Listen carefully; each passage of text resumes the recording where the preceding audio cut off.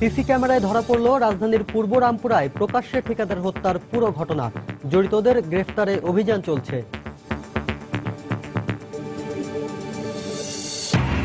চট্টগ্রামে চিকিৎসকদের ধর্মঘটে পঞ্চম দিনের মতো অচল বেসরকারি ক্লিনিক ও ডায়াগনস্টিক সেন্টার। ব্যাহত চিকিৎসা কার্যক্রম, রোগীদের দুর্ভোগ চরমে। কক্সবাজারে বেড়ে গেছে নিউমোনিয়ার প্রকোপ, এক সপ্তাহে 17 শিশুর মৃত্যু। হাসপাতালগুলোতে রোগীর চাপ সামলাতে হিমশিম খাচ্ছেন চিকিৎসকরা। ভারতের 7টি বন্দরে ট্যারিফ ছাড় পাওয়ার কথা থাকলেও বাস্তবায়ন হয়নি এখনো। খরচ পোষানো নিয়ে শঙ্কায় বাংলাদেশি জাহাজ মালিকরা।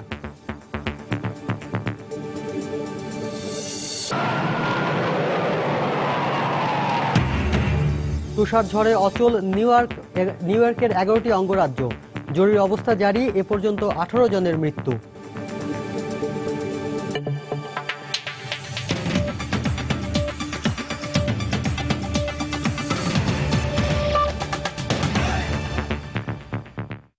সময় সংবাদের সঙ্গে আছি আমি শাফিন জাহিদ। সিসি ক্যামেরায় ধরা পড়ল রাজধানীর পূর্ব রামপুরায় প্রকাশ্যে ঠিকাদার হত্যার পুরো ঘটনা। চাঁদা না দেয়ায় বাসাই ফকির নামের ওই ঠিকাদারকে শুক্রবার রাতে রাজধানীর পূর্ব রামপুরার জামতলা মোড়ে কুপিয়ে ও গুলি করে হত্যা করা হয়। পার্শ্ববর্তী কয়েকটি ভবনে থাকা সিসি ক্যামেরার ছবিতে ধরা পড়ে পুরো ঘটনা। হত্যাকাণ্ডের পরপরই ঘটনাস্থলের কিছু দূর থেকে হামলাকারী একজনকে পুলিশ গ্রেফতার করলেও এখনও আতঙ্ক কাটেনি এলাকায়। তারেকুজ্জামান শিমুলের রিপোর্ট। শুক্রবার রাত 8টার কিছু পর পূর্ব রামপুরা এলাকার সালামবাগ মসজিদ সংলগ্ন এই মোড়েই কুপিয়ে হত্যা করা হয় ঠিকাদার বাসাই ফকিরকে। ঘটনাস্থলে গিয়ে আশপাশের কয়েকটি ভবনের দেয়ালে দেখা যায় সিসিটিভি ক্যামেরা। এসব ক্যামেরাতেই ধরা পড়ে হত্যার পুরো ঘটনা। সিসিটিভির ছবিতে প্রথমেই দেখা যায় মোবাইল ফোনে কথা বলতে বলতে মোড়ে এসে দাঁড়ান ঠিকাদার বাসাই। এরপর দৃশ্যপটে হঠাৎই কয়েকজন যুবকের আগমন ঘটে। তাদের হাতে ছিল ধারালো অস্ত্র। প্রথমে কিছুটা দ্বিধান্বিত দেখা গেলেও পিছ থেকে কোনো একজনের নির্দেশ পাওয়া মাত্রই অস্ত্রধারীরা কোপাতে শুরু করে বাসাইকে। এক পর্যায়ে জীবন বাঁচাতে সেখান থেকে ছুটে পালানোর চেষ্টা করে বাসাই। কিছু দূর না যেতেই আবারও হামলা। 5 জনের সন্ত্রাসী দল এবার একযোগে কোপাতে শুরু করে তাকে। এ সময় সন্ত্রাসীদের একজনকে পিস্তল লোড করতে দেখা যায়। এরপর আরো কয়েকবার দৌড় দিলেও সন্ত্রাসীদের হাত থেকে রেহাই পায়নি বাসাই। এলোপাতাড়ি কোপানো শেষে তার বুকে ও পিঠে পরপর 3টি গুলি করে দ্রুত পালিয়ে যেতে দেখা যায় হামলাকারীদের। সিসিটিভি ক্যামেরার সময় অনুযায়ী হত্যার পুরো ঘটনাটি ঘটাতে সন্ত্রাসীরা সময় নেই মাত্র 3 থেকে 4 মিনিট। হামলা শেষে পালানোর সময় স্থানীয়দের সহায়তায় নূর মোহাম্মদ নুরা নামে এক সন্ত্রাসীকে ধরে ফেলে পুলিশ। জিজ্ঞাসাবাদ শেষে শুক্রবার রাতেই পুলিশ নিশ্চিত করে হামলাকারীরা স্থানীয় সন্ত্রাসী শাহজাদা বাহিনীর লোকজন। 5 জন আসছে, তার মধ্যে যার কাছে পিস্তল ছিল এবং যে পিস্তল দিয়ে সে গুলি করছে সেই পিস্তল সহ এই ছেলেটা আটক হয়েছে। সে নিজেই স্বীকার করছে তার বুলেটের মধ্যে পিস্তলে 5টা বুলেট ছিল, 3টা সে ইউজ করছে। এদিকে ঘটনার পর থেকে ব্যবসায়ী সহ এলাকাবাসীর মধ্যে বিরাজ করছে আতঙ্ক। শাহজাদার চাঁদাবাজিতে অতিষ্ঠের কথা জানালেও টিভি ক্যামেরার সামনে কথা বলতে রাজি হননি কেউ। তবে দোষীদের সবাইকে দ্রুত গ্রেপ্তার করে সর্বোচ্চ শাস্তি দাবি করেছেন নিহতের স্বজনরা। কাজের থেকে দাঁড়াইছে মতন 2 জন লোক বাসা থেকে এটা কিনেছে। নিরীহ লোক, এই রামপুরা এলাকা যত লোকের কাছে জিগান ওর মতো ভালো লোক হয় না। যারা এই কাজ করছে তাদের ফাঁসি চাই। এ ঘটনায় মামলার কথা জানিয়ে পুলিশ বলছে হত্যাকাণ্ডে অংশগ্রহণকারী অন্য সন্ত্রাসীদেরকেও দ্রুতই গ্রেপ্তার করা হবে। তারেকুজ্জামান শিমুল, সময় সংবাদ, ঢাকা। চট্টগ্রামের হাটহাজারী থেকে অপহৃত এক শিশুকে 11 দিন পর খাগড়াছড়ির গুইমারা থেকে উদ্ধার করেছে পুলিশ। শিশুটিকে অপহরণের পর 2 কোটি টাকা মুক্তিপণ চাওয়া হয়। ঘটনার সঙ্গে জড়িত থাকার অভিযোগে অপহরণকারী দলের প্রধান এবং 10 মামলার আসামি নুরুদ্দিন সহ 6 জনকে গ্রেফতার করা হয়েছে। পুলিশ বলছে চক্রটি অপহরণের মাধ্যমে কোটি কোটি টাকা মুক্তিপণ যেমন আদায় করছে, ধরা পড়লেও ছাড়া পেয়ে আবারও একই অপরাধ করছে। আরো জানাচ্ছেন কমল দে। গত 13 জানুয়ারি সন্ধ্যায় হাটহাজারী উপজেলা সদরের নিজ বাড়িতে শিক্ষকের কাছে পড়তে বসার প্রস্তুতি নিচ্ছিল পার্বতী উচ্চ বিদ্যালয়ের 7ম শ্রেণীর ছাত্র শোয়েব আক্তার আপন। আর এ সময় দুর্বৃত্তরা হানা দেয় তাদের বাড়িতে। অতর্কিত হামলা চালিয়ে মা সহ অন্যান্য আত্মীয়দের বেঁধে রেখে আপনকে তুলে নিয়ে যায় অপহরণকারীরা। শিশু আপন অপহরণকারীদের সাথে যেতে না চাইলে হুমকি দেওয়া হয় তার মাকে হত্যা করার। পরে তারা আপনকে অজ্ঞাত স্থানে আটকে রেখে মুঠোফোনে 2 কোটি টাকা মুক্তিপণ দাবি করে। আমার মুখে বানতেছে, তারপর আমাকে মুখ বেঁধে দিছে, বলতেছে যে তুমি যদি বেশি চিৎকার করো তাহলে তোমার মুখে জমা করে দেবো। 7-8 জন করে ঢুকে আলমারির মধ্যে যা কিছু ছিল ওরা সব নিয়ে ফেলছে, নিয়ে তারপর আমাকে হাত পা বেঁধে মুখ বেঁধে এক জায়গায় ফেলে রাখছে। এই ব্যাপারে আপনের মা বাদী হয়ে হাটহাজারী থানায় মামলা করলে পুলিশ অভিযানের নামে টানা অভিযান চালিয়ে অপহরণকারী দলের নেতা নুরুদ্দিন এবং তার ঘনিষ্ঠ সহযোগী অপু দাস সহ 6 জনকে আটক করে পুলিশ। আর 1-2 দিনের মধ্যে তাকে ভারতে পাচারের উদ্দেশ্যে এই বিষয়টা করতেছিল তারা, তাদের যে চক্র সেখানে মোট 6 জনকে আমরা গ্রেপ্তার করতে সক্ষম হই। পুলিশ জানায় সংঘবদ্ধ অপহরণ চক্রের মূল হোতা নুরুদ্দিনের বিরুদ্ধে নগরীয় জেলার বিভিন্ন থানায় 10টি অপহরণ মামলা রয়েছে। এর আগেও আটকের পর জামিনে মুক্ত হয়ে একই কাজ করে কোটি কোটি টাকা আদায় করে নুরুদ্দিনকে যে গ্রেপ্তার করা হয়েছে তার বিরুদ্ধে প্রাথমিক তদন্ত জানা গেছে যে কোতোয়ালি, পাঁচলাইশ, হাটহাজারী, রাউজান এবং ফটিকছড়ি মিলিয়ে তার বিরুদ্ধে মোট 10টি মামলার মতো পাওয়া গেছে। এগুলি ম্যাক্সিমামই অপহরণজনিত মামলা। আরব আমিরাতের শারজা প্রবাসী মোহাম্মদ কবিরের এক ছেলে, 2 মেয়ের মধ্যে আপন সবার বড়। আটককৃতদের রিমান্ডে এনে জিজ্ঞাসাবাদ করা হবে বলে জানিয়েছে পুলিশ। কমল দে, সময় সংবাদ, চট্টগ্রাম। আত্মবিশ্বাসের সঙ্গে কাজ করে যে কোনো পরিস্থিতি মোকাবেলা করে দেশকে এগিয়ে নিতে কাব স্কাউটদের প্রতি আহ্বান জানিয়েছেন প্রধানমন্ত্রী শেখ হাসিনা। গতকাল সকালে গণভবন থেকে ভিডিও কনফারেন্সে 8ম জাতীয় কাব ক্যাম্পটি উদ্বোধন করেন তিনি।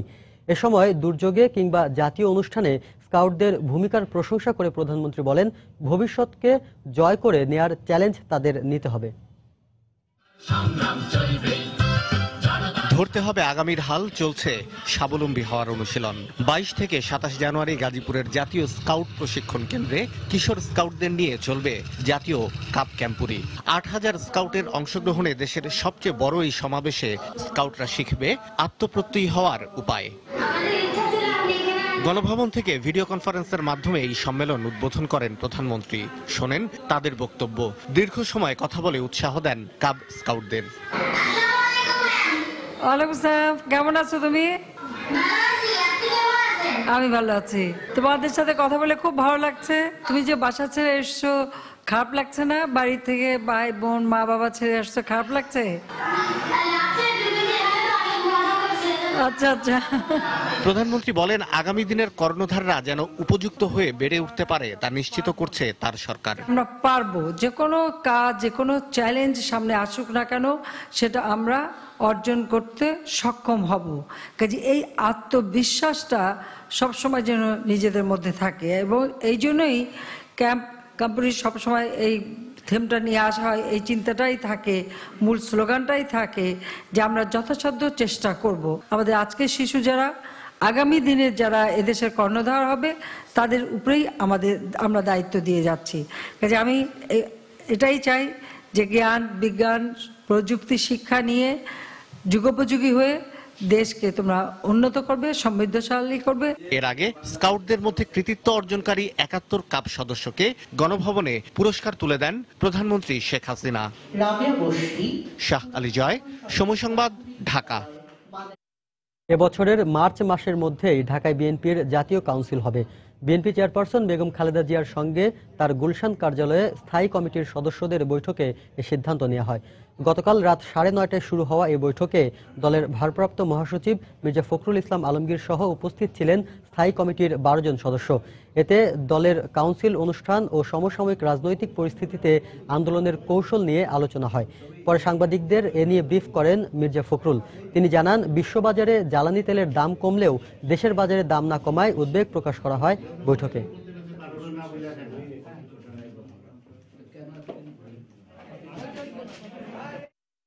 সারা বিশ্বে জ্বালানি তেলের মূল্য হ্রাস করা হয়েছে, কারণ জ্বালানি তেলের দাম বহু কমে গেছে। বাংলাদেশে জ্বালানি তেলের দাম এখন পর্যন্ত কমানো হয়নি। এই সভা অবিলম্বে জ্বালানি তেলের মূল্য সোর্সে যেভাবে কমেছে সেইভাবে কমানোর জন্য জোর দাবি জানিয়েছে। আপনারা জানেন যে আমাদের সাংগঠনিক কার্যক্রম খুব দ্রুতভাবে এগিয়ে চলেছে এবং আগামী মার্চ মাসের মধ্যে জাতীয় কাউন্সিল অনুষ্ঠানের সিদ্ধান্ত হয়েছে ঢাকায়। তারিখ এবং ভেন্যু আমরা পরবর্তীতে জানাব। সময় সংবাদে আরো থাকছে, সমুদ্র সীমায় কর্তৃত্ব প্রতিষ্ঠায় নৌবাহিনীর পর এবার শক্তিশালী হচ্ছে কোস্টগার্ডও। কেনা হয়েছে 4টি পেট্রোল ভেসেল, আসছে হেলিকপ্টার, পেট্রোল ক্রাফট।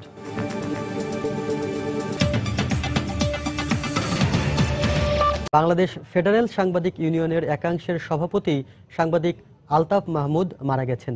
ইন্না লিল্লাহি ওয়া ইন্না ইলাইহি রাজিউন। সকালে রাজধানীর বঙ্গবন্ধু শেখ মুজিব মেডিকেল বিশ্ববিদ্যালয় হাসপাতালে চিকিৎসাধীন অবস্থায় মারা যান তিনি।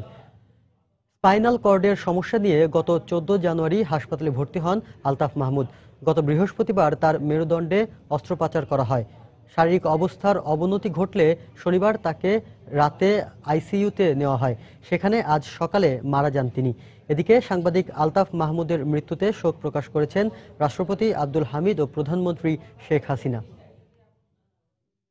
ঘন কুয়াশা ও প্রচণ্ড শীতে বিপর্যস্ত হয়ে পড়েছে দেশের বিভিন্ন অঞ্চল।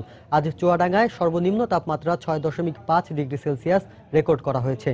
যশোরে তীব্র শীতে স্থবির হয়ে পড়েছে জনজীবন। ঘন কুয়াশার কারণে সকাল থেকেই হেডলাইট জ্বালিয়ে সড়কে যানবাহন চলাচল করছে। এখানেও সর্বনিম্ন তাপমাত্রা ছিল 6.6 ডিগ্রি সেলসিয়াস, যা দেশের দ্বিতীয় সর্বনিম্ন তাপমাত্রা।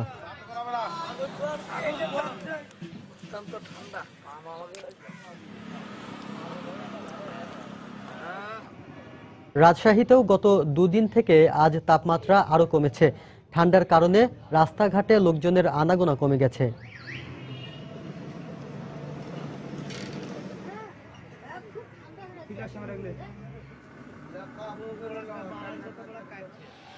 পঞ্চগড়ে কুয়াশা চাদরে ঢাকা পড়েছে পুরো এলাকা।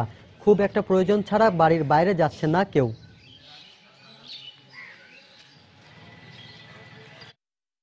ঠান্ডার জন্য কাজকাম করতে পারছি না ভাই, কি করে পেটের দোকান আসতেছে ভাই, কিছুই করার নাই। কাপড় চুপড়ে এত পরে আছে, তাও শীত যাচ্ছে না, এত শীত পড়ছে। চলাফেরায় অনেক কষ্ট হচ্ছে, তারপরে চলাফেরা তো করতে হবে, প্রতিদিন কর্মে যেতে হয়।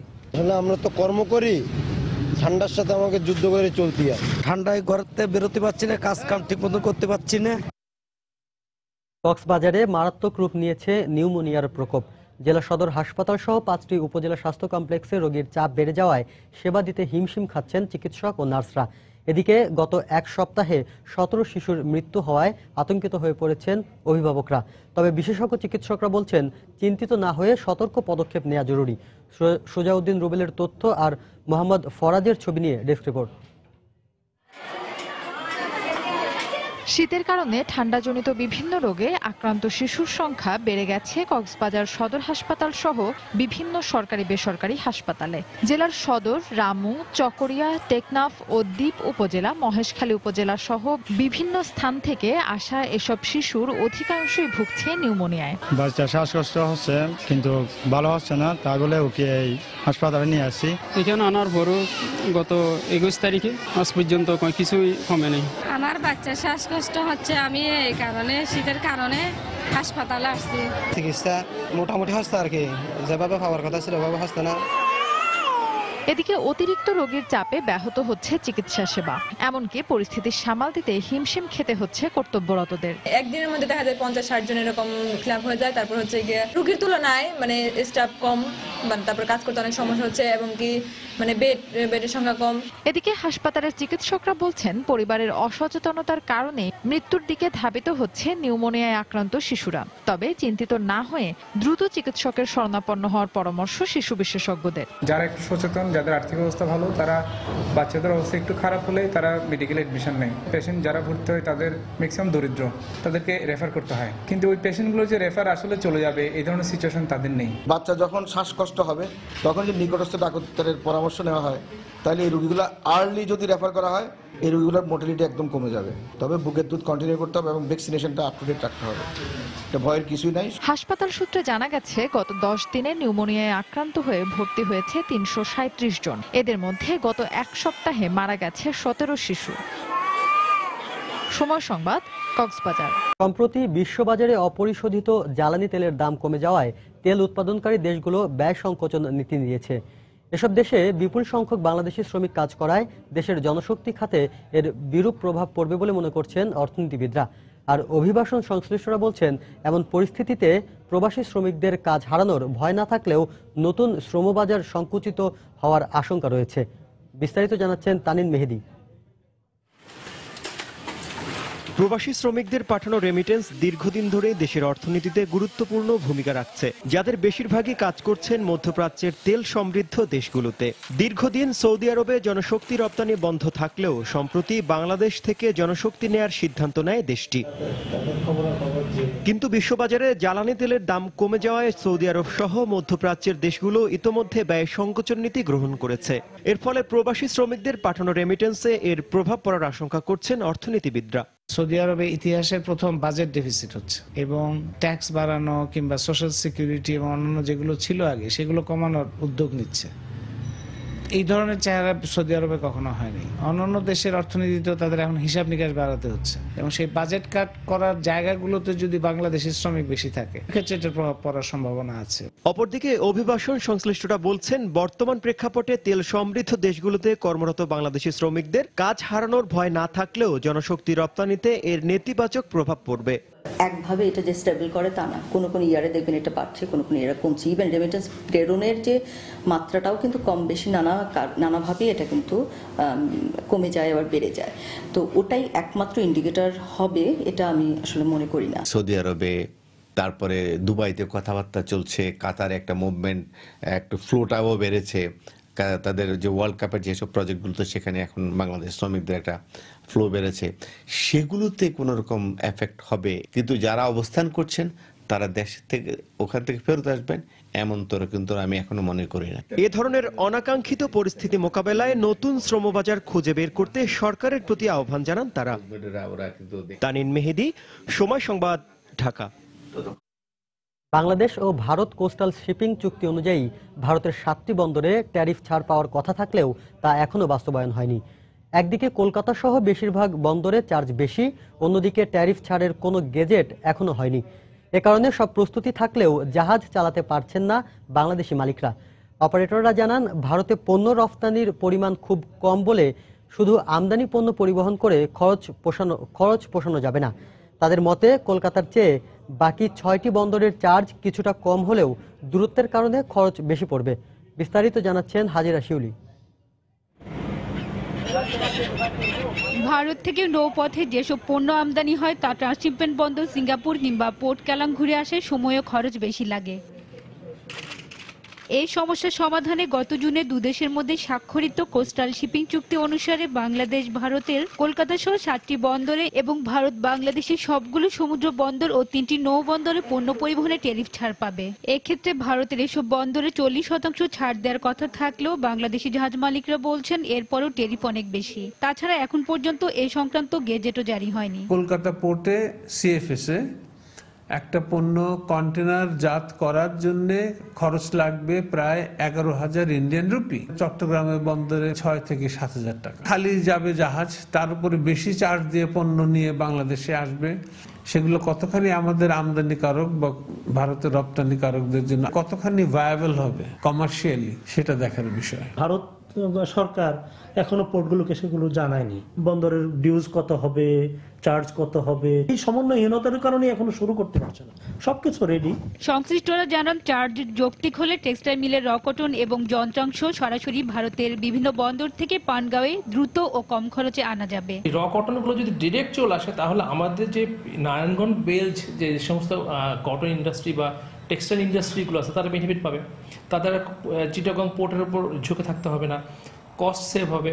নৌ পরিবহন মন্ত্রী জানান, চার্জ নিয়ে কোনো সমস্যা থাকলে আলোচনার মাধ্যমে সমাধানের সুযোগ আছে। কমিটি চার্জ নির্ধারণের অন্যান্য বিষয়গুলো তারা দেখেছে, যেটা যৌক্তিক মনে করেছে সেই চার্জই তারা নির্ধারণ করেছে। যদি এখানে কোনো সমস্যা হয় সেটা নিয়ে আলোচনা করা যেতে পারে পরে।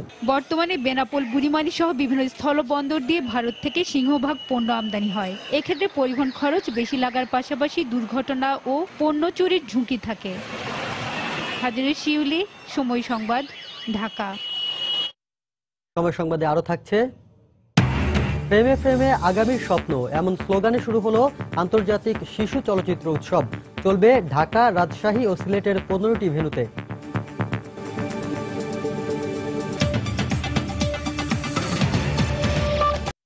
চিকিৎসকদের বিরুদ্ধে মামলার প্রতিবাদে Bangladesh medical association BMA Chittagong শাখার ঢাকা ধর্মঘট 5ম দিনের মতো চলছে।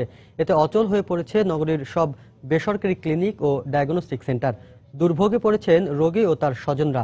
তবে আইসিইউ ও শিশু রোগী ধর্মঘটের আওতামুক্ত রাখা হয়েছে বলে জানিয়েছেন চিকিৎসকরা। গতকাল সকালে চট্টগ্রামের বিভিন্ন বেসরকারি হাসপাতালে পরীক্ষা নিরীক্ষার জন্য আসা রোগীদেরকে ফিরে যেতে দেখা যায়। অস্ত্রোপচারের সময় রোগীর পেটে ব্যান্ডেজ রেখে দেয়া এবং অবহেলায় রোগী মৃত্যুর অভিযোগে চট্টগ্রাম মেডিকেল কলেজ হাসপাতালের ৩ চিকিৎসকের বিরুদ্ধে মামলা দায়ের করা হয়। এর প্রতিবাদে গত ২০ জানুয়ারি বিএমএর চট্টগ্রাম শাখার সভাপতি ডাক্তার মুজিবুল হক এ ধর্মঘটের ঘোষণা দেন।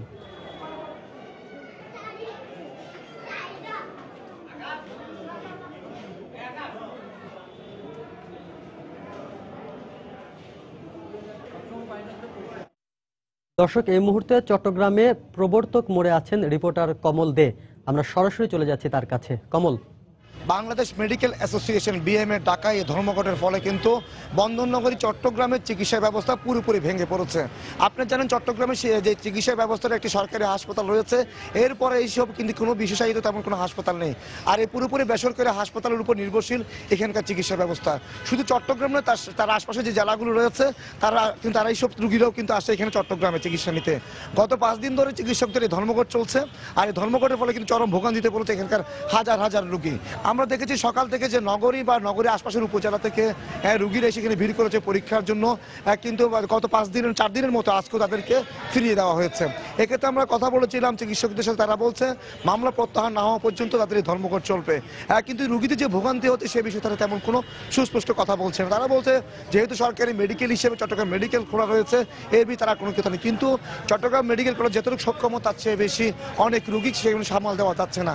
আপনারা জানেন যে চট্টগ্রাম এবং তার আশপাশের জেলা এবং আমরা দেখেছি কিন্তু প্রতিবেশী দেশ মিয়ানমার থেকেও প্রচুর সংখ্যক রুগী 7 দিনের ভিসা নিয়ে বাংলাদেশে প্রবেশ করে এবং এখানে এসে তারা চিকিৎসা করিয়ে যায়।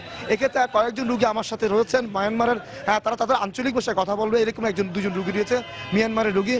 আপনারা কখন এসেছেন এবং আপনাদের এখন ভোগান্তিটা কেমন হচ্ছে? আমি তো বর্মাস আসি, তো আর 7 দিনে পাসপোর্ট নদে 3 দিন দিত, তারপর এখন ডাক্তার দেখা করি নেওয়ার বেশি সমস্যা হয়ে যেত, বেশি কষ্ট হয়। তারপরে আছে তখন রুখলে বেশি কষ্ট হয়ে যেত, বেশি গায়ে ব্যথা করে। ডাক্তার লালে একটা ফজত গরম যদি ডাক্তার দেখা করে নেওয়ার বিষয় তো কষ্ট হয়ে। তারপরে আছে আর বেশি অশান্তি, বেশি বড় মতো কষ্ট করে আসি, বেশি দুঃখ। তারপরে আছে বেশি অশান্তি, বেশি দুঃখ পাইতে ডাক্তার লই। এরকম আরেকজন রুগী আছে বার্মা থেকে, ওনার কি অবস্থা এখন? অন্য অবস্থা কেন, আমি তো এখন 5 দিন 6 দিন গই, আর তো এখন কোনো চিকিৎসা করিও নপারি। এখন গান মধ্যে বেশি অনেক কথা বনক, আর তো গান ব্যথা লাগে, তো এনে 8 দিনও যার গই, তো ফার্স্ট করে ডেটও যার গই, তো এখন বিচার ডেটও যার গই, তো এখন পারি আল্লাহ বেশি বেশি অনেক কষ্ট হইতে। ধন্যবাদ। এই যে 2 মায়ানমারের রুগী তারা বলছে তারা যে 3 দিনের ভিসা নিয়ে বাংলাদেশে প্রবেশ করেছিল চিকিৎসার জন্য, কিন্তু যেহেতু তারা গত 7 দিন ধরে এখানে পড়ে আছে, কিন্তু তারা চিকিৎসা সেবা পাচ্ছে না। তাদের যে পরীক্ষা রয়েছে সেই পরীক্ষাগুলো তারা করতে পারেনি, তারা বল চরম ভোগান্তিতে পড়েছে। একদিকে তাদের যে 3 দিনের যে ভিসার মেয়াদ ছিল, সেই ভিসার মেয়াদ তো পেরিয়ে গেছে, কিন্তু তাদের চিকিৎসা হয়নি এবং তারা চরম ভোগান্তির মধ্যে পড়েছেন এবং এখানে অনেকটা আটকা পড়া অবস্থায় রয়েছেন এই মিয়ানমারের রুগীরা। আমরা দেখেছি এই 2 জনের পাশাপাশি আরো বেশ কজন মিয়ানমারের রুগী রয়েছেন। শুধু মিয়ানমার কেন বলবো, চট্টগ্রাম শহর এবং আশপাশের জেলা উপজেলা যারা রুগী রয়েছে, বিভিন্ন রুগী। এবং একজন কথা বলেছিলাম কিছুক্ষণ আগে বাঁশখালী থেকে আসা, চিকিৎসকরা জানিয়েছেন তার চোখে দ্রুত ইঞ্জেকশন দেওয়া দরকার, কিন্তু এখন পর্যন্ত তার চোখে ইঞ্জেকশন দেওয়া যায়নি বলে তিনি কষ্টের মধ্যে আছেন। যেরকম কিন্তু শত শত রুগীকে আমরা দেখেছি এই যে নগরী জিএসসি, প্রবর্তক মোড়, জামাল খান সহ আশপাশের এলাকায় যে ক্লিনিকগুলো রয়েছেন তার সামনে ভিড় করতে, কিন্তু সেখানে দেখেছি আমরা ক্লিনিকগুলি তালা লাগিয়ে দেওয়া হয়েছে। অর্থাৎ এখন পর্যন্ত যদি সিদ্ধান্ত না আসে ক্লিনিকগুলি কখন খুলবে বা এই ডায়াগনস্টিক সেন্টার কখন খুলবে তেমন কোনো সিদ্ধান্ত কিন্তু এখন পর্যন্ত আসেনি এবং চরম একটা অনিশ্চয়তার মধ্যে রয়েছে এইসব রুগীরা। তো এখন পর্যন্ত এই ছিল চট্টগ্রামে বেসরকারি ক্লিনিক এবং ডায়াগনস্টিক সেন্টারে যে ধর্মঘট চলছে তার সর্বশেষ। সাফিন। দর্শক, চট্টগ্রামের প্রবর্তক মোড় থেকে চিকিৎসকদের ধর্মঘটের খবর জানাচ্ছিলেন সহকর্মী কমল দে। গাজীপুরে একটি পুরনো টায়ার গলানোর কারখানায় ভয়াবহ আগুনের ঘটনায় আরও একজন মারা গেছেন। এ নিয়ে এ ঘটনায় মৃতের সংখ্যা দাঁড়ালো 6। এ ঘটনায় দগ্ধ হয়েছেন অন্তত 8 জন। গতকাল বিকেলে পুবাইলের ওই কারখানার একটি টিনশেড ঘরে বিকট শব্দে বয়লার বিস্ফোরিত হয়। এতে মুহূর্তেই পুরো কারখানায় আগুন ছড়িয়ে পড়ে। এ সময় কারখানার পাশের রাস্তা দিয়ে যাবার সময় 2 জন নিহত হন। নিহত ডলি বারুইবাড়ি সরকারি প্রাথমিক বিদ্যালয়ের শিক্ষক বলে জানিয়েছেন স্থানীয়রা। এছাড়া আগুনে পুড়ে আরও 3 শ্রমিকের মৃত্যু হয়। আহত 9 জনকে প্রথমে নেওয়া হয় টঙ্গী সরকারি হাসপাতালে, পরে উন্নত চিকিৎসার জন্য তাদের ঢাকা মেডিকেল কলেজ হাসপাতালে পাঠানো হয়। সকালে চিকিৎসাধীন থাকা অবস্থায় সেখানে আরও একজনের মৃত্যু হয়। ফায়ার সার্ভিস জানায়, জয়দেবপুর ও টঙ্গী ফায়ার স্টেশনের 6টি ইউনিট ঘটনাস্থলে পৌঁছে প্রায় 1.5 ঘন্টার চেষ্টায় আগুন নিয়ন্ত্রণে আনে।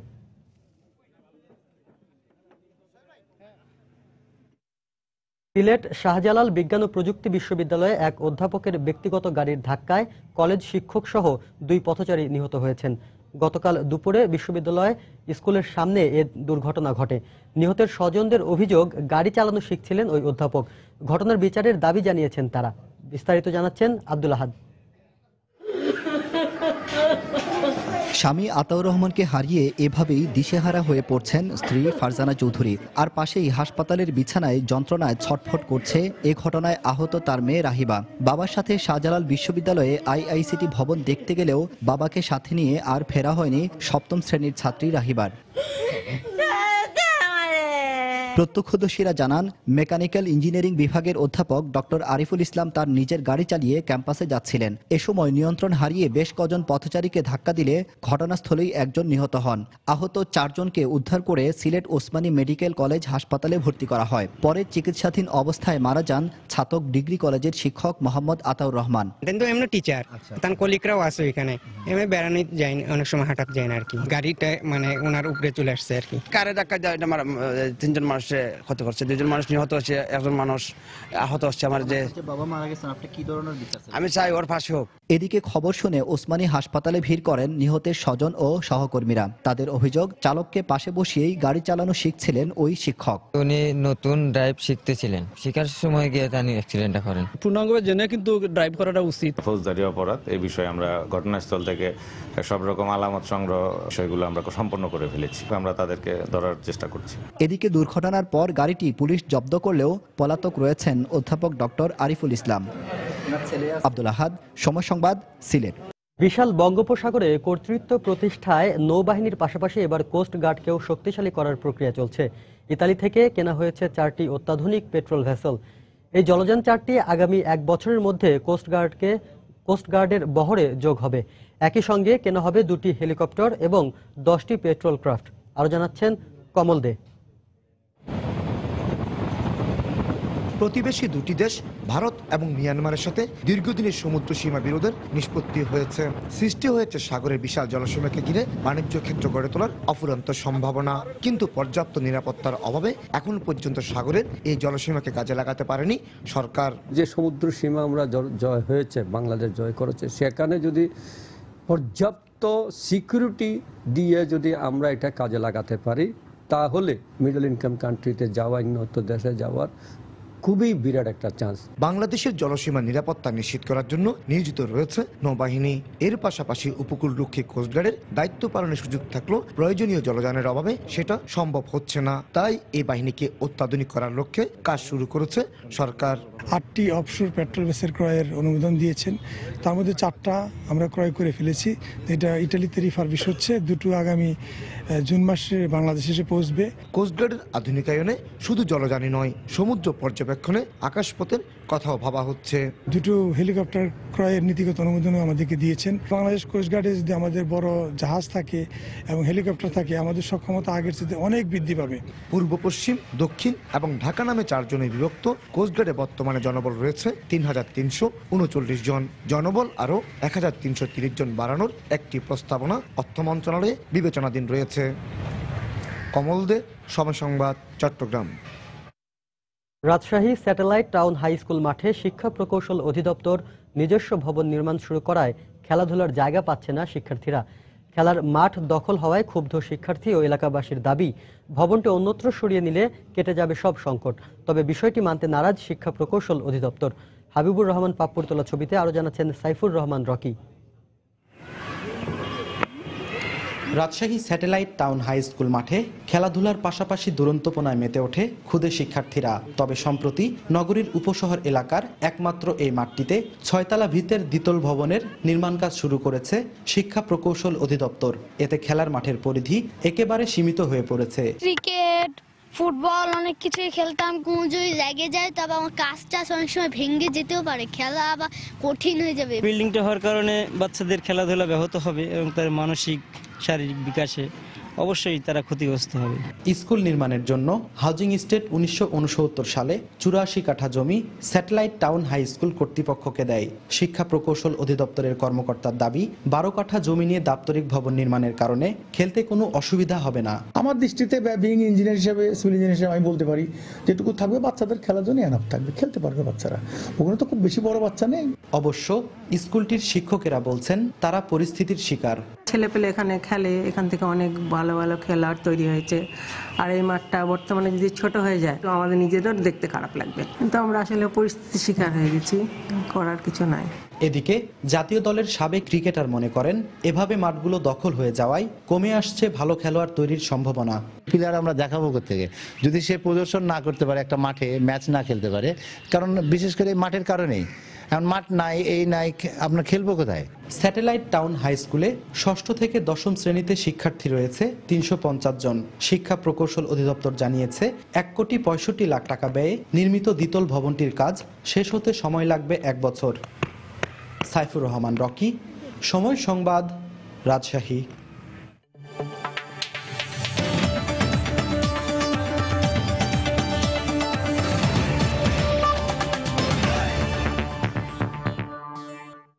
প্রেমে প্রেমে আগামীর স্বপ্ন এ স্লোগানকে সামনে রেখে রাজধানীতে শুরু হয়েছে আন্তর্জাতিক শিশু চলচ্চিত্র উৎসব 2016। চিলড্রেন্স ফিল্ম সোসাইটি বাংলাদেশের উদ্যোগে ঢাকা, রাজশাহী এবং সিলেটের মোট 15টি ভেন্যুতে সপ্তাহব্যাপী চলবে এ উৎসব। উৎসবে প্রদর্শিত হবে বাংলাদেশ সহ বিশ্বের 30টি দেশের শিশুতোষ চলচ্চিত্র। শনিবার বিকেলে কেন্দ্রীয় পাবলিক লাইব্রেরি চত্বরে উদ্বোধনী সঙ্গীত, জাতীয় সঙ্গীতের সাথে পতাকা উত্তোলন, পায়রা ও বেলুন উড়িয়ে এ উৎসবের উদ্বোধন করেন অর্থমন্ত্রী আবুল মাল আব্দুল মুহিত। এরপর শওকত ওসমান মিলনায়তনে এক আলোচনা সভার মাধ্যমে উৎসবের গুরুত্ব ও ভবিষ্যৎ পরিকল্পনার কথা তুলে ধরেন আয়োজকরা। প্রদীপ জ্বালিয়ে প্রদর্শনীর উদ্বোধন করে অর্থমন্ত্রী বলেন, শুধু বিনোদন নয়, শিক্ষার একটি বড় মাধ্যম চলচ্চিত্র। তাই এ উৎসব শিশুদের মানসিক বিকাশে বড় ভূমিকা রাখবে। শুধু বিনোদন নয়, শিক্ষা হবে। চলচ্চিত্র থেকে আমরা অনেক কিছু শিখি, অনেক কিছু জানতে পারি, অনেক দেশের আচার আচরণ সেগুলো অনেকটা দেখতে পারি। নতুন চলচ্চিত্র নির্মাতাদের উৎসাহিত করাই এই আয়োজনের মূল উদ্দেশ্য বলে জানান উৎসব পরিচালক। নতুন নির্মাতা তৈরি করা এবং সুস্থ দর্শক তৈরি করা। গতবার রাজনৈতিক অস্থিরতার কারণে আমরা অনেক কিছুই অনেক ছোট আকারে করতে হয়েছে, এবার বেশ ভালো সাড়া পাচ্ছি। এত বড় উৎসবে নিজেদের নির্মিত চলচ্চিত্র প্রদর্শিত হওয়ায় খুশি অংশ নেয়া নবীন নির্মাতারা। আন্তর্জাতিকভাবে আমার ছবিটি যাচ্ছে, সেজন্য অনেক ভালো লাগছে। আনন্দিত যে আমাদের এই ফিল্মটা এত বড় বড় অনেক ডিরেক্টর, শর্ট ফিল্ম মেকার, তাদের সাথে আমাদের ফিল্মটা এখানে জায়গা পাইছে। যখন আমি জানতে পারছি যে আমার ফিল্মটা টিকছে, তখন আমি কেঁদে ফেলছিলাম। উৎসবের প্রথম প্রদর্শনী হিসেবে দেখানো হয় জার্মান শিশুতোষ চলচ্চিত্র মাই ফ্রেন্ড রাফি। চলচ্চিত্র একটি শিল্প হলেও বাংলাদেশে এই শিল্পে রয়েছে স্থবিরতা। আন্তর্জাতিক শিশু চলচ্চিত্র উৎসব সহ এই ধরনের উৎসবই পারে এই স্থবিরতায় পরিবর্তন আনতে। বাংলাদেশ সহ বিশ্বের 30টি দেশের প্রায় 1.5 শতাধিক ছবি এই চলচ্চিত্র উৎসবে প্রদর্শিত হচ্ছে। এতে বাংলাদেশের নবীন চলচ্চিত্রকাররা উদ্বুদ্ধ হচ্ছে। এই উৎসবের পর্দা নামবে 29 জানুয়ারি। তারিকুল হাসান আশিক, সময় সংবাদ, ঢাকা। এদিকে গতকাল রাজশাহী শিল্পকলা একাডেমিতে এই উৎসবের উদ্বোধন করেন রাজশাহী 2 আসনের সংসদ সদস্য ফজলে হোসেন বাদশাহ। এ সময় ভারতের সহকারী হাই কমিশনার অভিজিৎ চট্টোপাধ্যায় সহ বিভিন্ন সাংস্কৃতিক ব্যক্তিরা উপস্থিত ছিলেন। চিলড্রেন ফিল্ম সোসাইটির আয়োজনে এই উৎসবের প্রথম প্রদর্শনী ছিল গতকাল। এ সময় বিভিন্ন শিক্ষা প্রতিষ্ঠানের 4 শতাধিক শিক্ষার্থী উপস্থিত ছিল। এই উৎসবে 5টি ভেন্যুতে দেশি বিদেশি শিশুতোষ চলচ্চিত্র প্রদর্শন করা হবে।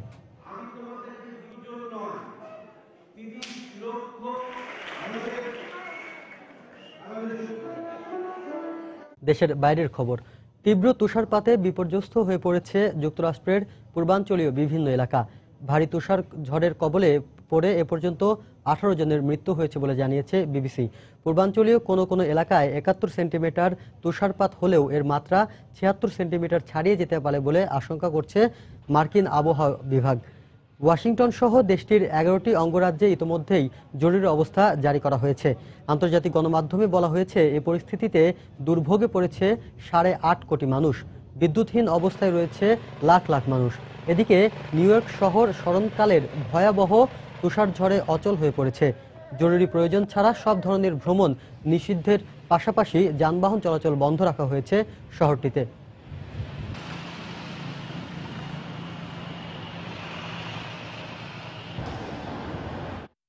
দর্শক, যুক্তরাষ্ট্রের তুষার ঝড়ের খবর জানাতে নিউ ইয়র্ক থেকে স্কাইপে যোগ দিয়েছিলেন আমাদের প্রতিনিধি শিহাবুদ্দিন কিসলু। তিনি জানিয়েছেন বিস্তারিত। নিউ ইয়র্কের সর্বশেষ পরিস্থিতি হলো এখানকার সব ধরনের যোগাযোগ ব্যবস্থা বন্ধ রয়েছে। বাস, সাবওয়ে, ট্রেন কোনো কিছু চলছে না, এয়ারপোর্টগুলো বন্ধ। এবং আজ মেয়র এক সংবাদ সম্মেলনে কাউকেই ঘর থেকে না বেরোনোর নির্দেশ দিয়েছেন এবং অপ্রয়োজনীয়ভাবে কেউ গাড়ি নিয়ে বের হলে প্রয়োজনে তাদেরকে গ্রেপ্তারের কথা বলা হয়েছে। এছাড়া নিউ ইয়র্কে আজকে তুষারপাতজনিত সমস্যায় কুইন্সে 2 জন এবং স্ট্যাটেন আইল্যান্ডে 1 জন সহ মোট 3 জনের প্রাণহানির ঘটনা ঘটেছে। বর্তমানে তুষারপাতের পরিমাণ কিছুটা কম হলেও বাতাসের গতিবেগ বৃদ্ধি পাচ্ছে এবং আমি বাঙালি এলাকাগুলোতেও ঘুরে দেখেছি যে সেখানেও জনশূন্যতা বিরাজ করছে এবং দোকানপাট অধিকাংশ বন্ধ, কেউই ঘর থেকে বের হচ্ছেন না একান্তই জরুরি প্রয়োজন ছাড়া। এছাড়া নিউ ইয়র্কের আর সর্বশেষ অবস্থার মধ্যে রয়েছে যে ইতিমধ্যেই প্রায় 20 ইঞ্চি তুষারপাত হয়ে গেছে এবং আশঙ্কা করা হচ্ছে এই তুষারপাত আগামী 2 দিনে 30 ইঞ্চি ছাড়িয়ে যেতে পারে। এবং মেয়র ডি ব্লাজিও বলছেন যে নিউ ইয়র্কের ইতিহাসে প্রায় 150 বছরের রেকর্ড ভঙ্গ করেছে এবারের এই তুষার ঝড়। কানাডার লালোচ শহরের কমিউনিটি স্কুলে হামলায় 4 জন নিহতের ঘটনায় গ্রেফতার 17 বছর বয়সী কিশোরের বিরুদ্ধে হত্যার অভিযোগ গঠন করা হয়েছে। তার বিরুদ্ধে 7 জনকে হত্যা চেষ্টার অভিযোগও গঠন করা হয়, তবে বয়সের কারণে ওই কিশোরের নাম প্রকাশ করা হয়নি। শনিবার এক সংবাদ সম্মেলনে পুলিশ জানিয়েছে আগামী সপ্তাহে ওই কিশোরকে আদালতে তোলা হবে। শুক্রবার স্যাসক্যাচুয়ান প্রদেশে প্রথমে নিজ বাড়িতে 2 ভাইকে গুলি করার পর লালোচ কমিউনিটি স্কুলে হামলা চালায় ওই কিশোর। এখনও হামলার প্রকৃত কারণ উদ্ঘাটন করা সম্ভব হয়নি। খেলার খবর। ওয়ার্ল্ড টি-20-র জন্য দল নিয়ে পরীক্ষা করায় ভারসাম্যের কিছুটা ঘাটতি ছিল, তাই জিম্বাবুয়ে সিরিজে পরের 2 ম্যাচ হেরেছে বাংলাদেশ। সিরিজ শেষে দল নিয়ে এমন মূল্যায়ন করেছেন প্রধান নির্বাচক ফারুক আহমেদ। এই সিরিজ দিয়েই যাচাই করা গেছে অনেক তরুণের সামর্থ্য। আর প্রাথমিক স্কোয়াড ঘোষণা করা হলেও প্রয়োজনে এশিয়া কাপ ও টি-20-র দলে যোগ হতে পারেন ডাক না পাওয়া অন্য সদস্যরা। এশিয়া কাপ আর ওয়ার্ল্ড টি-20-র মেগা ইভেন্টের আগে জিম্বাবুয়ে সিরিজ ছিল বাংলাদেশের প্রস্তুতির বড় মঞ্চ। ওডিআই ক্রিকেটের স্বচ্ছন্দ বাংলাদেশ যে ক্রিকেটের ছোট্ট ফরম্যাটে একইভাবে পারদর্শী নয় তার বড় প্রমাণ শেষ 2 ম্যাচে হার। তবে প্রধান নির্বাচক ফারুক আহমেদ মনে করছেন জিম্বাবুয়ে সিরিজ থেকে টাইগাররা ধরতে পেরেছে নিজেদের ভুলগুলো। এখান থেকেও বের করার আছে ইতিবাচক অনেক কিছু। ডেফিনেটলি আমরা যদি ম্যাচগুলো সব জিতে হতাম বেটার হতো, বাট তারপর আমি বলবো যে আমরা মানে অ্যাজ এ টিমকে জিনিস ট্রাই আউট করেছে। খেলায় যদি আপনি কম্পিটিটিভ ম্যাচ খেলেন এর চেয়ে বড় প্র্যাকটিস আর হতে পারে না। শেষ 2 টি-20-তে দল নিয়ে অনেক পরীক্ষা নিরীক্ষা চালিয়েছে টিম ম্যানেজমেন্ট। এতে করে টিম কম্বিনেশনে ভারসাম্য কিছুটা নষ্ট হয়েছে বলেই হারতে হয়েছে ম্যাচগুলো। দলের বোলিংও ছিল না সন্তোষজনক, তবে রনি, সোহান অথবা মুক্তার আলীদের মতো তরুণদের সামর্থ্য যাচাইয়ে কাজে লেগেছে এই সিরিজ, মনে করেন ফারুক আহমেদ। আমরা কিছু নতুন 2-3-4টা ছেলে আমাদের দরকার টিমের মধ্যে বিভিন্ন জায়গায়, এবং সেই দৃষ্টিকোণ থেকে দেখা হয়েছে আমি ম্যাচ জিতবই এবং আমি ছেলেদের দেখবই, এই জিনিস কিন্তু সবসময় হয় না। সো আপনি যখনই কিছু নতুন ছেলেকে ট্রাই আউট করবেন তখন কিন্তু টিমের একটু ব্যালেন্স নষ্ট হয়। সো সেটাই হয়তো আমাদের হয়েছে। এশিয়া কাপ আর ওয়ার্ল্ড টি-20-র জন্য ঘোষিত প্রাথমিক সদস্যের দলে নেই এনামুল হক বিজয়, রুবেল হোসেন, জুবায়ের লিখনের মতো ক্রিকেটাররা। তবে দলের প্রয়োজনে তাদের ডাকা হতে পারে যে কোনো সময়। এখন কোনো ওয়ার্ল্ড কাপ বা এশিয়া কোনো বাধ্যবাধকতা নাই যে আপনার এক্স্যাক্টলি এর মধ্যে টিম করতে হবে। সো আমাদের যদি প্রয়োজন মনে করি আমরা, যেহেতু এখন মাত্র ক্যাম্প শুরু হবে, এর মধ্যে যদি আমরা আরো 2-1 ছেলেকে আমরা ডাকতেও পারি। জিম্বাবুয়ে সিরিজের পরের 2 ম্যাচের ছন্দপতনে কি আত্মবিশ্বাস হারাবে টিম বাংলাদেশ? প্রধান নির্বাচক অবশ্য এমনটা মনে করেন না। নাসির সুলতান, সময় সংবাদ, ঢাকা। দেশি বিদেশি প্রতিযোগীদের অংশগ্রহণে বান্দরবানে অনুষ্ঠিত হলো আন্তর্জাতিক sky marathon. Everest academy, A for adventure, Bandarban জেলা পরিষদ ও জেলা ক্রীড়া সংস্থা যৌথভাবে ভিন্নধর্মী এ প্রতিযোগিতার আয়োজন করে। বান্দরবান প্রতিনিধি বাসু দাসের পাঠানো তথ্য আর ছবি নিয়ে ডেস্ক রিপোর্ট। আজ হাঁটবো কাল দৌড়াবো এই স্লোগানকে সামনে রেখে প্রথমবারের মতো বাংলাদেশে আয়োজন করা হলো স্কাই ম্যারাথন প্রতিযোগিতার। শনিবার সকালে মাঘের তীব্র শীত উপেক্ষা করে বান্দরবানের চিম্বুক পাহাড়ের ওয়াই জংশন এলাকা থেকে দৌড় শুরু করেন প্রতিযোগীরা। পাহাড়ি পথ ধরে ছুটে চলেন দেশ বিদেশের প্রায় ৩০০ জন নারী পুরুষ। এর আগে প্রতিযোগীরা রাজধানীতে আয়োজিত বেশ কিছু মিনি ম্যারাথনে অংশ নিলেও পাহাড়ি এলাকায় আয়োজিত এই স্কাই ম্যারাথনের অভিজ্ঞতা সম্পূর্ণ ভিন্ন। যানজট মুক্ত সবুজে ঘেরা পরিবেশে দৌড়ানো বেশ উপভোগ করেন অংশগ্রহণকারীরা। অবশেষে ২১.১ কিলোমিটার পথ পাড়ি দিয়ে শহরের রাজার বাজার এসে শেষ হয় এই প্রতিযোগিতা। দীর্ঘ পথ পাড়ি দিয়ে পুরুষদের মধ্যে সবার আগে ফিনিশিং লাইনে পৌঁছান ফিরোজ খান, আর নারীদের মধ্যে বিজয়ী মেরুনা। ঢাকা শহরে অনেক যানজট, আর এই যানজটের কারণে আমরা এই রাস্তাঘাটের সাপোর্টটা খুব আনইজি ফিল করতাম, কিন্তু এখানে বান্দরবান রাস্তাঘাটের যদিও উন্নত না হয় তারপরেও কিন্তু রাস্তাঘাট এর মাধ্যমে পুরো বাংলাদেশকে জাগিয়ে তোলা, পাশাপাশি ছেলে মেয়েদের মধ্যে ওই আত্মবিশ্বাসটুকু তৈরি করে দেয়া যে তারা এই পাহাড়ে হাফ ম্যারাথন 21.1 কিলোমিটার দৌড়াতে পারছে, তার মানে তারা জীবনে অন্যান্য যে কোনো বাধা বিক্রম এগুলো অতিক্রম করে তাদের জীবনে অভিষ্ট লক্ষ্যে তারা পৌঁছতে পারবে। এর আগে ম্যারাথনের উদ্বোধন করেন বান্দরবানের ব্রিগেডিয়ার জেনারেল মোহাম্মদ ফখরুল আহসান। এ সময় জেলা পুলিশ সুপার, পৌর মেয়র ও জেলার বিশিষ্ট ব্যক্তি সহ স্থানীয় আদিবাসীরা উপস্থিত ছিলেন। ভবিষ্যতে আরো বড় পরিসরে এ ধরনের ম্যারাথন আয়োজনের পরিকল্পনার কথা জানান আয়োজকরা। সময় সংবাদ, বান্দরবান।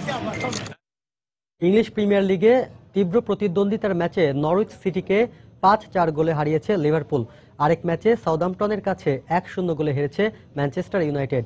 এদিকে লা লিগায় মালাগাকে ২-১ গোলে হারিয়েছে স্প্যানিশ জায়ান্ট বার্সেলোনা।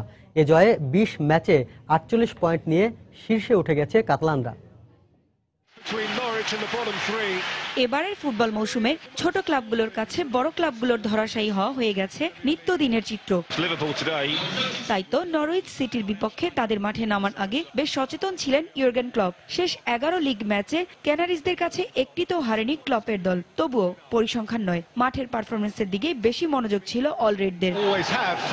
ম্যাচের ১৮ মিনিটে ব্রাজিলিয়ান মিডফিল্ডার ফিরমিনোর গোলে প্রথম লিড পায় লিভারপুল, কিন্তু ২৯ মিনিটেই ম্যাচে সমতা আনেন নরউইচ সিটির বোকানি বেজোয়া। ৪১ মিনিটে স্টিভেন নেসমিথের গোলে ২-১ লিড পায় নরউইচ। ৫৪ মিনিটে স্বাগতিক সমর্থকদের আনন্দে ভাসিয়ে পেনাল্টি থেকে গোল করে ব্যবধান ৩-১ করেন নরউইচের হোলাহান। কিন্তু মাত্র ১ মিনিট পরই হেন্ডারসনের গোলে জমে ওঠে ম্যাচ। নাটকীয় ম্যাচে ৭৫ মিনিটে মিলনার গোল করলে ফলাফল দাঁড়ায় লিভারপুল ৪, নরউইচ ৩। তীব্র প্রতিদ্বন্দ্বিতার ম্যাচে সমান তালে লড়ে যায় দুদল। অলরেড সমর্থকরা যখন জয়ের স্বপ্নে বিভোর, তখন ইনজুরি টাইমে নরউইচকে ৪-৪ গোলে সমতায় আনেন বেসং। কিন্তু তখনও বাকি মূল আকর্ষণ। নিশ্চিত ড্রয়ের ম্যাচে শেষ বাঁশি বাজার আগে দুর্দান্ত গোল করে লিভারপুলকে ৫-৪ গোলে দারুণ জয় এনে দেন অ্যাডাম লালোনা। তবে লিভারপুল জিতলেও আবারও হোঁচট খেয়েছে ম্যানচেস্টার ইউনাইটেড। নিজেদের মাঠে ৮৭ মিনিটে চার্লি অস্টিনের করা একমাত্র গোলে রেড ডেভিলদের ১-০ গোলে হারিয়েছে সাউদাম্পটন। এদিকে লা লিগায় দুর্দান্ত ফর্মে আছে স্প্যানিশ জায়ান্ট বার্সেলোনা। তবে পয়েন্ট টেবিলের রাজত্বটা আয়ত্তের বাইরেই ছিল মেসিদের। এ ম্যাচে মালাগাকে হারাতে পারলেই পয়েন্ট টেবিলের সিংহাসনে আরোহণ করতে পারবে বার্সা। তাই ম্যাচের শুরু থেকেই আক্রমণাত্মক ছিল এনরিকের দল। ম্যাচের বয়স তখন মাত্র ২ মিনিট। এই অল্প সময়ে বার্সেলোনাকে দুর্দান্ত গোল করে লিড এনে দেন দলের স্প্যানিশ স্ট্রাইকার মুনির আল হাদ্দাদি। তবে ৩২ মিনিটেই সমতা ফেরান মালাগার হুয়ান পাবলো এনোর। বিরতির পর ম্যাচে দারুণভাবে ফিরে আসে বার্সেলোনা।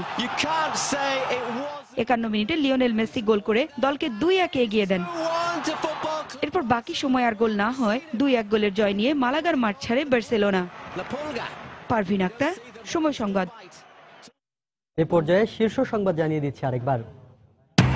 সিসি ক্যামেরায় ধরা পড়ল রাজধানীর পূর্ব রামপুরায় প্রকাশ্যে ঠিকাদার হত্যার পুরো ঘটনা। জড়িতদের গ্রেফতারে অভিযান চলছে।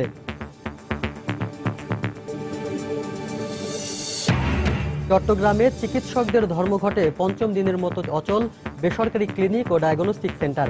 ব্যাহত চিকিৎসা কার্যক্রম, রোগীদের দুর্ভোগ চরমে। কক্সবাজারে বেড়ে গেছে নিউমোনিয়ার প্রকোপ। ১ সপ্তাহে ১৭ শিশুর মৃত্যু। হাসপাতালগুলোতে রোগীর চাপ সামলাতে হিমশিম খাচ্ছেন চিকিৎসকরা। ভারতের ৭টি বন্দরে ট্যারিফ ছাড় পাওয়ার কথা থাকলেও বাস্তবায়ন হয়নি এখনো। খরচ পোষানো নিয়ে শঙ্কায় বাংলাদেশি জাহাজ মালিকরা।